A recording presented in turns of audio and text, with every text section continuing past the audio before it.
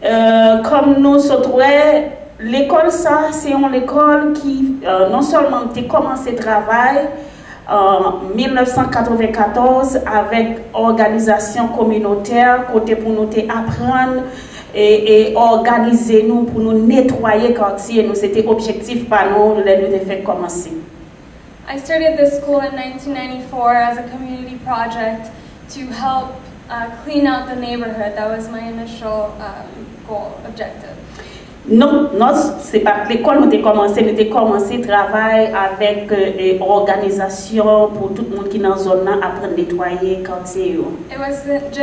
Initially it wasn't the school as the objective, but it was to clean out the neighborhood and help the neighborhood with the community. Nous apprenons à organiser, nous connaissons à travers l'organisation que nous sommes capables de faire un plus grand développement. We learned that it's with organization that we could make a greater development. Et c'est comme ça, à l'époque, Aristide, un programme qui a été lancé, c'était un programme alphabétisation pour grand monde. Moi-même, j'ai participé là-dedans comme volontaire. At the time, Aristide had a program for adult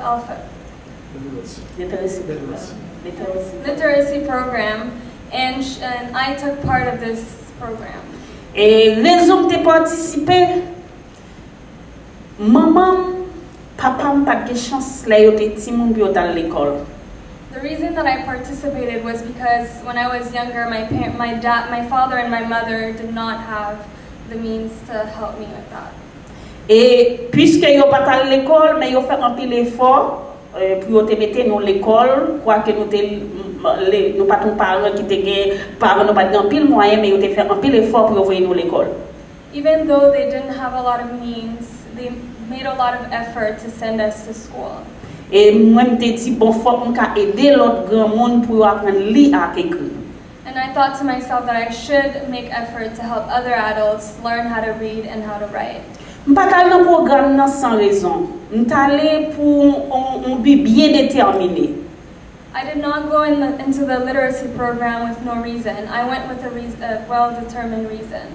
Et c'est comme ça pendant nous travaillons dans une salle avec grand monde qui a 60 ans, 70 ans. Et c'est comme ça nous avons des gens 7-8 ans tout qui deviennent participer dans le même programme d'alphabétisation.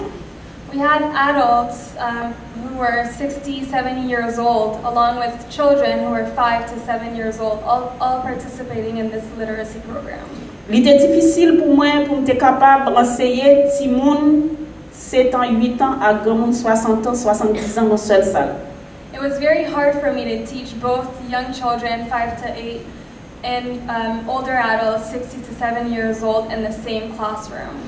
Et c'est peut-être ça, me dit bon, faut que moi fasse parce que grand monde yo gen expérience pa yo, gen méthode pour apprendre grand monde et petit monde yo tout gon l'autre méthode pour apprendre yo. And I thought to myself that I need to do something about this because adults have their own experiences and have different ways of learning, whereas children have their specific ways of learning and they all need different attention. Et chaque matin me lever bien bonheur. Moi prends petit cahier, moi prends plume, moi frapper de porte en porte pour me connaître vraiment combien de monde. Donc si mon n'a gagne 3 petits monde, si 2 à l'école, une pas à l'école, donc pour me jouer une information ça pour porter dans plan international. Every morning I would wake up, I took my notebook and my pen and I went to knock door to try to find out how many children are in this neighborhood and find out how many of them go to school and how many of them don't go to school so that I could gather all my information and bring it to international organizations. Et malgré tout ça, yo prend information dans même, yo mette soit dans tiroir ou bien dans poubelle, rien yo pas faire. Even though I came with my information, they didn't take it. They put it either in a drawer or in the trash and they didn't act upon it. Et me pas jamais décourager, me continuer à chercher, me dit c'est chercher, m'a chercher, faut que moun sa yo à l'école. I never got discouraged. I kept telling to myself that I have to keep looking and that I have to help these children. Parce que moi continuer marcher, un jour me dit bon m'a essayé à côté maire de Pétionville, donc peut-être un jour la font bagaille et puis c'est comme ça dans ouais maire là, donc lui permet que lui recevoir, lui te prendre ma débras, me dit bon peut-être lui ca font bagaille. One day I decided to go see the mayor of Pétionville, and she received me and listened to me, and I thought this would be a good alternative. Et un jour, pendant mon travail, magistrat déplacé, il vient ça m'a fait. One day I was working and the mayor actually left, she came to visit me to see what exactly I was doing. Et un jour, pendant que dans l'office, il dit si je n'ai pas qui abandonné, la permettre moi travailler avec Timoun. He said that if he found a house that was abandoned, he would allow me to have this house to help teach the children. Et c'est comme ça que je suis venu à ça, je cherché un peu d'informations pour me connaître est-ce que je travaille là-dedans, donc je suis allé magistrat rapport pour me dire que je suis un cas que je travaille. And this is how I found this house. I made a lot of research to ensure that the children could be taught in this house, and after that I went to present my case to the mayor. Et ma justice octobre 2002, j'ai commencé avec 182 timons. And on October 10th, 2002, I started with 185. 82. 182 students. Un an après, nous avons gagné 355 timons. A year later, we had 357. 355 students. Donc, alors pour tirer des situations éducation en Haïti, comment son bagage qui c'est un luxe en Haïti, quoique dans l'autre pays, l'éducation son droit pour tout le monde, mais nous avons dit en Haïti, pas un droit pour tout le monde. This gives you a taste that in Haiti, the education is very luxurious. It's a luxury to be able to go to school, as opposed to countries like Canada, for example. It's a right to go to school. Mais Haïti, c'est pas un droit pour tout le monde. In Haiti, it's not a right for everyone. Donc, nous travail très dur, malgré parce que c'est pas l'argent que nous avons gagné pour faire l'école. Alors, pour moi, c'était vraiment difficile, mais nous avons gagné plein de monde qui a volonté pour aider nos travail, pour l'école santé cap sous pied. It was very hard, but we worked very hard. I didn't really have the money to make the school run, but we had a lot of drive to make it work. Rea and the other teachers. Et pendant que nous travaillons, nous rencontrons des moments difficiles parce que moi-même personnellement, je ne peux pas pour compte moi et je ne peux pas pour payer professeur. They encountered very difficult moments because not only did she not have enough money for her, but not enough money to pay the teachers. Mais malgré ça, ils continuent à travailler, quoique moment difficile, ils travaillent quand même. Even though they were difficult moments, the teachers were still determined to work. Et c'est comme ça, un jour, je me rencontré avec un ami qui sont du Canada, c'est un photographe qui visitait l'école.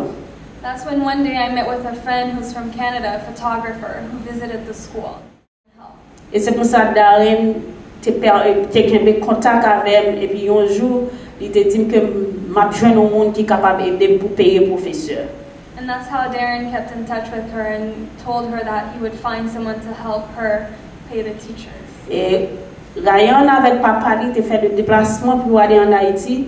Nous avons pour moi-même, c'était bon Dieu qui était venu dans le moment ça pour être capable d'aider pour l'école ça, capable de continuer le travail.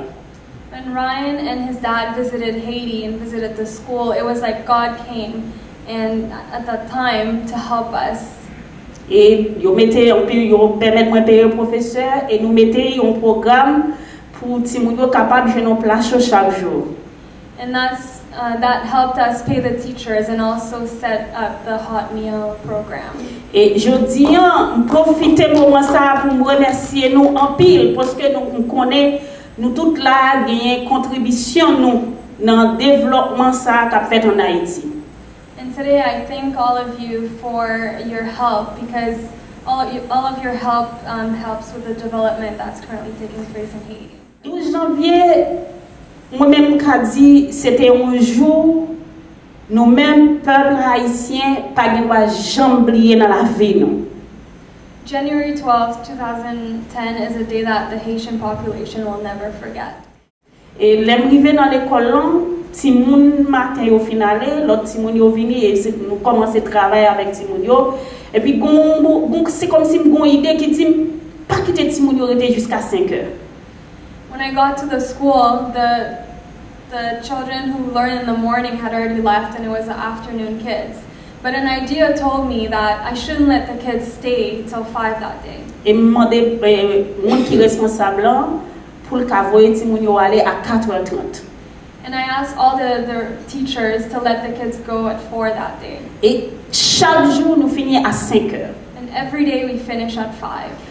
Et professeur, il y a un professeur qui travaille avec Timon après-midi à 4h30, il a à peine arrivé la Kaili, tout bagaille, il est rentré dans la Kaili, il a crasé, il est mort dedans. There was one of the teachers who was actually teaching that afternoon and who left at 4, and by 4:30 they got home, they were in their house, and the building collapsed and they died in the rubble.